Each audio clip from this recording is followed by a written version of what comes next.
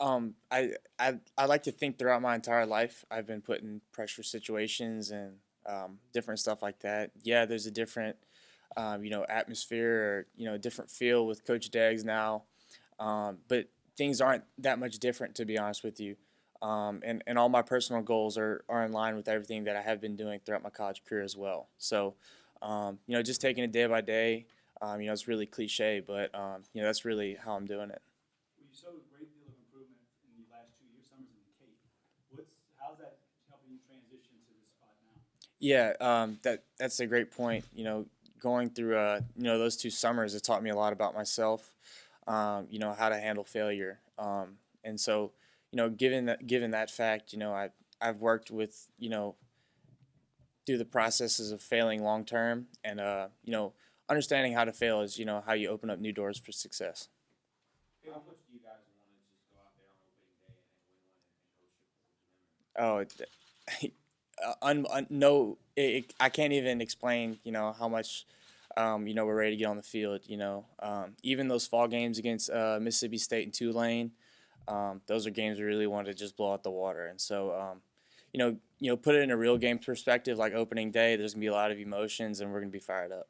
Hey, what's the biggest thing that you worked on from last season to this season? I say it's consistency. The name of the game is consistency. You play, we're planning on playing 70 games this year, and it's going to be a grind. And so, taking things day to day, and not being result oriented is, how you're successful long term. And is that something you've learned over your first 2 years as a Cajun? Absolutely. I've played with some older guys who've weathered the storm. Who have been fifth years, who've overcome adversity with knee injuries like Orn Veon and Hansa Monica, and they've taught me a lot about resiliency, and consistency. What goes through your head when you just walk past and you see the statue, preparation for that going up and everything? What goes through your head when you see that? It's goosebumps more than anything. It's something that's bigger than me. We're playing a game, but what Coach Robe stood for was bigger than the game, and so seeing the statue is just going to be a physical feeling every time you walk past it, and it's not going to get old. Um, you never having played for Deggs before. What did guys tell you, and how much is what you heard kind of maybe the reality of it all? Um, I was gonna be told that he was gonna hold us to a high standard, same way Coach Robe did, and he was gonna coach us with passion, the same way Coach did too, and both of which have been true to this point. No one's lied to me about his character or what he stands for, and I'm just grateful to be in the scenario I'm in. As much as you want to win for Coach Rowe, how much do you also kind of want to win for Coach Deggs, this being his first year and obviously their close relationship as well? Of course, definitely, and Coach Deggs, deserves all the success, in my opinion, that's coming his way, or that he's not received in the past. His story is great, and him being able to step in and being able to lead us from day one. Just I feel like he deserves everything in the world. So, despite the coach passing over the summer, we're in great hands, and I'm looking forward to see how he handles it with us. Have you, who have you spoken with just in terms of handling your situation with the draft, maybe not letting that be in your head too much and keeping the blinders on? Yeah, Blake Trahan is one of my good friends. I we talk a lot on the phone, probably a few times a week, and he's a guy who's got his head on right. Obviously, you guys know how good of a ball player he is, and he's a real talented individual, and so not to be put myself in the same conversation with Blake because he was a very good player, but he's definitely told me how to go about things. What about your dad? As you go into what could be your last season, has he given you any guidance and talked about past experience with him and people around him? Yeah, I think he just wants me to focus on playing my game. I think the worst thing that could happen to me is me not being focused on my craft, and so just keeping that lens on things, just keeps me in the right direction. When you saw I'm guessing you saw the D1 baseball rankings and the other rankings. What did you think when those things first came out? Right. First of all, it's a great honor. It's something to be proud of. That kind of reflects on everything you've done in the past, and it's kind of just people are previewing what's going to happen for this year potentially. But that's all it is. It's just a preview. I've yet to go and earn those things throughout this year. Anything that's draft related hasn't even happened yet. So for me to be worried about that, is very, it's not a smart thing to do. How much does Coach Degg's story about having a second chance and giving people second chances make him a better and more patient coach? I think it's almost like a story type of deal.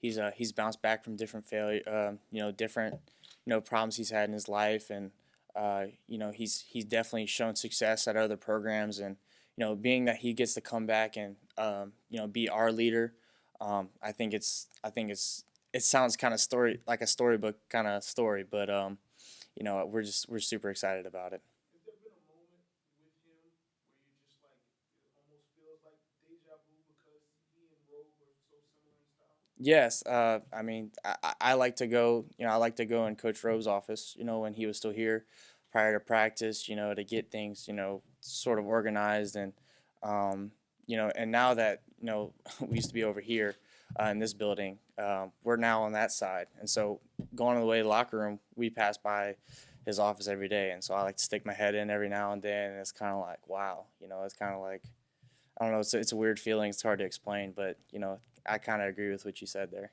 What about working with Coach Deggs every day as opposed to Rope handled the pitching staff and you as a hitter? Hmm. How's that transition been working with, for lack of a better term, I guess, really two hitting coaches? Right.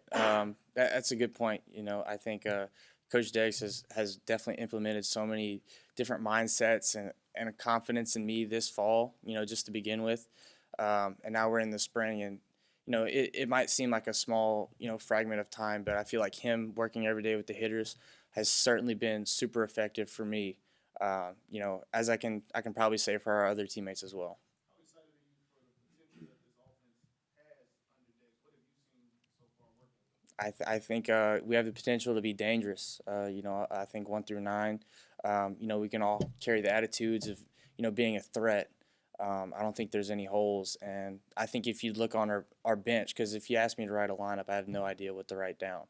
But I think that's one of those pluses about our lineup for sure. What has Diggs told you guys about his redemption story? Um, I think he says that there's always a way to better yourself. You always have a chance to respond about the negative things that happen in your life. And I think he compares it a lot to baseball, but like I said, baseball is just a game we play. He teaches us a lot about life lessons, and I think his story is a great representation of that. What are some of the biggest differences from going from an underclassman the last couple of years to being an upperclassman now as a junior? Have you seen some big changes from being an underclassman to now being I think it's weird where guys are starting to be younger than me on the team. It's not something I'm used to. But I feel like that's it. I feel like for the most part, I feel like I'm continuing to fulfill a role that was just set by the older guys. And so yeah, I'm coming into a junior year as an upperclassman, as you say. And so yeah, I feel like there are more leadership opportunities for me, given that I do have 2 years under my belt, and there are more younger guys on our team. But this group that we have is a very mature group. So I mean, I still don't feel that old, I guess, so to say. You have a mature group, and Coach Diggs picked you be here for a reason that you're a junior, but none of y'all been in NCAA regional. And that's, I mean, do y'all have a conversation about that? Or is with all the change, the focus just on the new, just moving forward now? We have big goals to do some crazy things, as he likes to say, and I don't feel like any of us not being in regional discourages us at all. I think it makes us even more hungry, because obviously we're not satisfied. We can't really say we've done anything because we haven't, and I think that's what makes us just as dangerous as if we hadn't been there. He said that you got his pack mentality right away. So for people who don't maybe weren't around when he was here before, how would you give a brief description of what's the essence of that? I think one thing that he always talks about is the takedown. He compares it to wolves and a pack, I guess you could say. So as a lineup and as a team, both offensively and defensively, It's all about performing in your role. And so, throughout our lineup, everybody has a different role to perform, whether that be, getting on base, driving in runs, lengthening the field and shortening the field, and executing in different situations. I feel like our team throughout has that pack mentality, and that's what he's referring to, doing your role whenever it's called upon. Your dad, when, as last year is going on day to day, or even the year before, what kind of interaction do y'all have? He's been there before and he's played here, so does he kind of just leave you alone?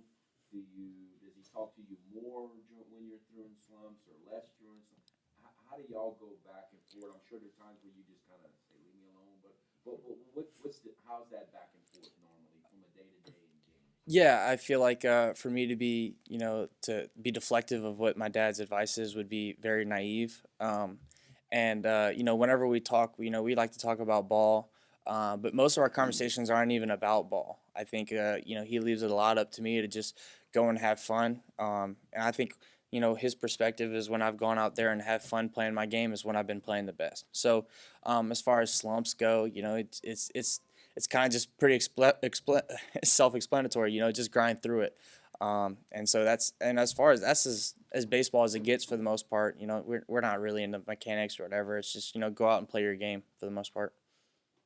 With everything that happened this offseason, do you feel like this team is a lot closer off the field, or were you guys kind of always, nothing changed kind of? I think it's definitely been a bonding experience for sure. Anybody, I guess, certainly the guys who have been here before and, they've had the opportunity to play for Coach Robe. Has definitely been a meshing, piece for all of us.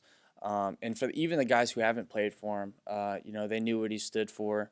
And to not be able to have the opportunity to play under him is a blow, if you ask me. But I think I agree. This has been an opportunity for us all to come together.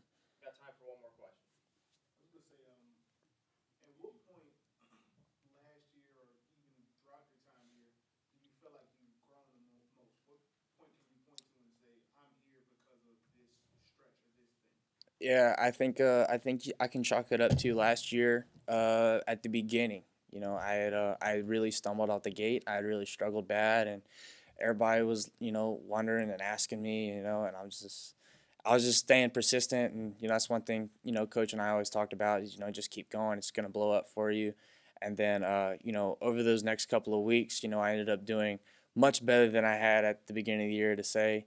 And I think that was just a testament to continue to just keep grinding through it. And that taught me what perseverance was about. If I was result oriented, that early time would have ate me up. But I chose to not let that happen. And that's definitely been probably one of the biggest takeaways of college so far.